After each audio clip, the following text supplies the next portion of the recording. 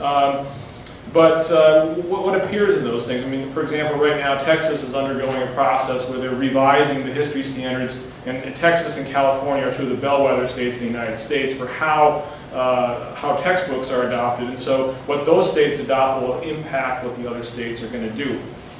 So that's one area. It's an obvious area. The other area is perhaps what historians are interested in, academics like myself. What do they write about? What do they research? What's popular? I mean, academics, like everyone else, have fads, and so some things are more current. What are graduate students writing their theses and dissertations on?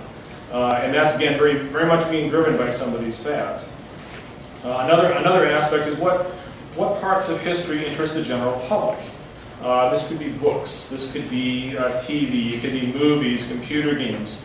A really good example that many of you have heard about is this new miniseries coming out on HBO called The Pacific, which is sort of the sequel to The Band of Brothers. Things like this very much shape our public perception of the Second World War. Even computer games now, things that appear on the web, popular websites. So another area would be monuments, memorials, commemorative plaques. If you walk around Detroit, you walk around any place here in Michigan, you see these green plaques with, this is a historical site. Who determines that? The State Historical Commission, of course. Things that are on the National Register. What kind of building is on the National? How does a building become a quote-unquote historic building? Well, someone has to decide that. Someone has to make a decision that this building is worthy of preservation and that building is not. Okay. And on an international level, there's UNESCO. You have UNESCO World Heritage Sites. And again, that's sort of an even larger scale. Another way that public memory can be expressed is through commemorative events, anniversaries, reenactments. Civil War reenactments. We have anniversary, the 60th anniversary of the Second World War that we had. And we had the 50th. We've gone through every decade now. We seem to have a new wave of this. So all of these things shape public historical memory. Most of all, though, it's how people every day remember and talk about history and use historical references. And I'll give you a few examples of this in a moment. So a few observations, from this sort of definition, a few observations are in order.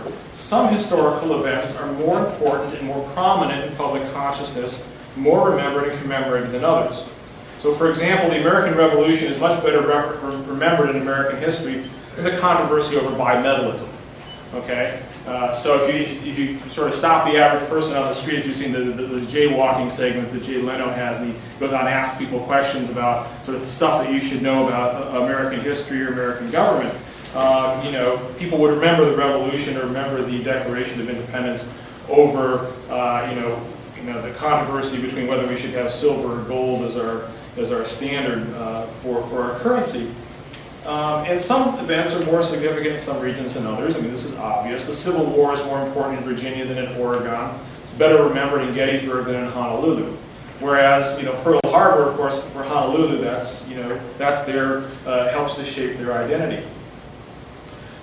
Second observation: just because certain historical events are important and remembered doesn't mean they're remembered well or accurately. Obviously, there's error. People make mistakes when they write the history.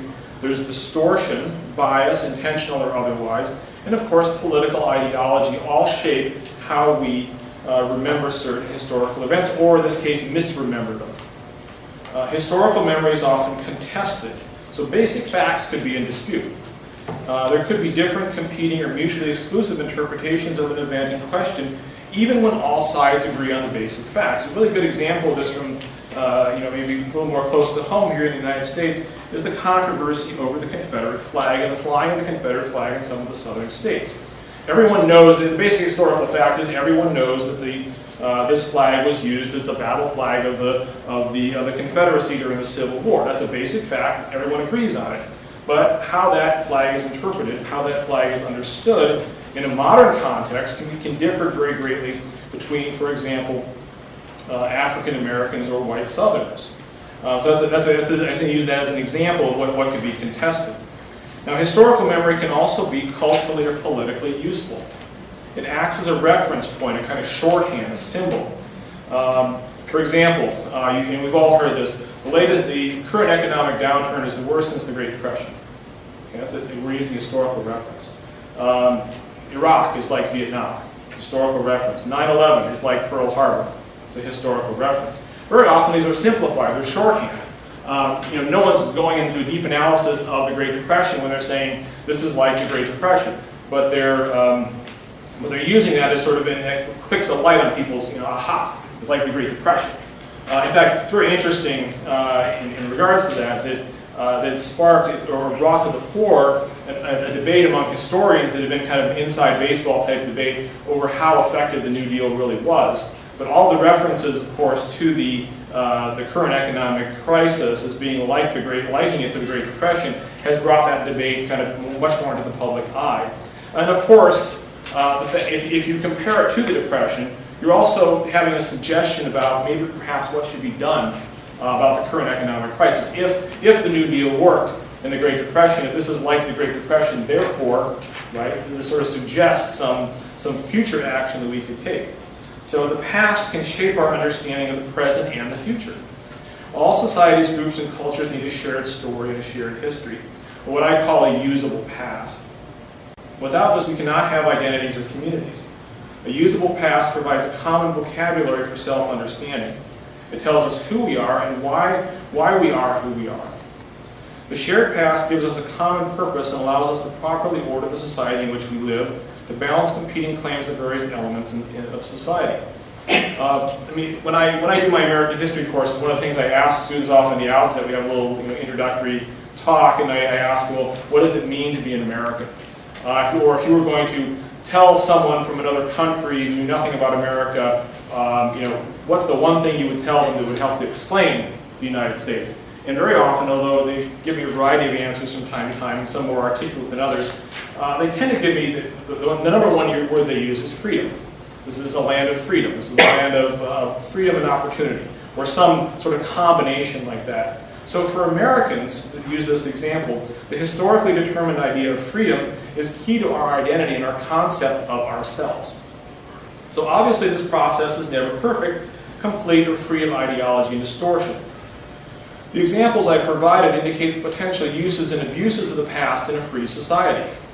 So how much more can the past be distorted in a totalitarian society where the state controls or seeks to control all aspects of public discourse? From the beginning of totalitarianism, dictators and their parties and states recognized the power of history as an instrument of social and political control. Mussolini, the Italian dictator, was quite explicit in stating that the state or the party can make of history what it chooses. That is, the meaning of historical events, indeed the truth itself, is relative and can be assigned or designed at the behest of those doing the interpreting. This is a sentiment somewhat in keeping with today's postmodern style of discourse. Although fascists and Nazis were well aware of the power of the past, communists had the most sustained and systematic effort to control, abuse, and falsify the past. The influences of that effort were deep, widespread, and elements of it remain even with us today. In both the Soviet Union and Communist Poland, security services spent a tremendous amount of resources to monitor academic historians. And I'm editing a book, I don't know, I hope it'll be out sometime in the next 2 years, collections of articles translated from the Polish based on recently opened files of the security services. And they had these agents going into these, the driest and most boring academic conferences you can imagine, writing up reports on everything that was said. The proceedings, they would monitor the content of the lectures, they'd monitor the question and answer sessions, and whether historian A or historian B was deviating from the approved line.